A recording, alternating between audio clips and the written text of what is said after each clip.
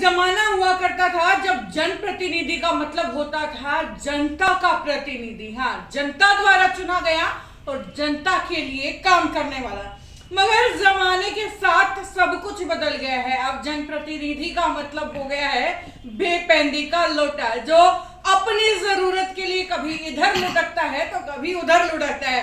और इस बात का उदाहरण लेने के लिए हमें ज्यादा दूर जाने की जरूरत नहीं है, बस नजदीक ही यहाँ हांसी है। और हांसी के जितने पार्षद है ना, वो इस बात की, मेरी इस कहावत की पूर्ति बखूबी करते हैं। अब देखिए ना, कुछ ही दिन पहले तो भारतीय जनता पार्टी के जो बड़े नेता, बड़े कैडर जब पहुंचे थे हांसी के अंदर, तो उन्हें कभी फूल माला पहनाते हुए नजर आ रहे थे या कभी उनके आगे पानी भरते हुए।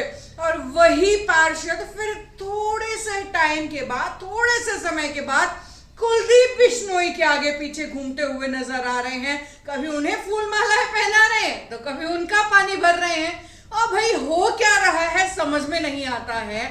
आखिरकार ये टिकट का चक्कर पार्षदों से क्या क्या नहीं करवाता है। भाई अक्सर पहले तो ऐसा होता था, जब चेयरमैनी का इलेक्शन होता था तो पार्षद किसी राज्य से कम नहीं होते थे। बड़ी बड़ी पेटियां मिलती थी भाई चेयरमैन का चुनाव करने के लिए।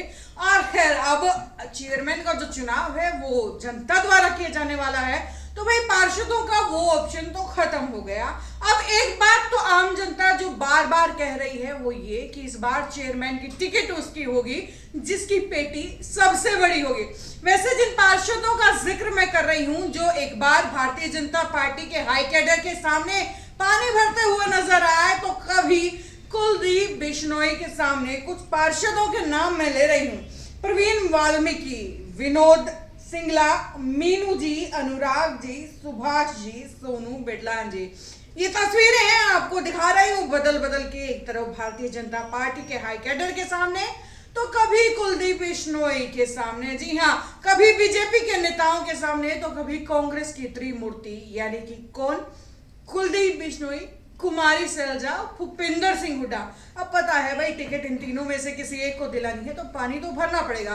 मगर ये साफ बात नजर आ जाती है कि टिकट के चक्कर में अब ये लोग बेपेंदी का लोटा हो चुके हैं। इन्हें जनता का प्रतिनिधि बनने में कोई शौक नहीं है, इन्हें शौक है तो सिर्फ और सिर्फ कुर्सी का।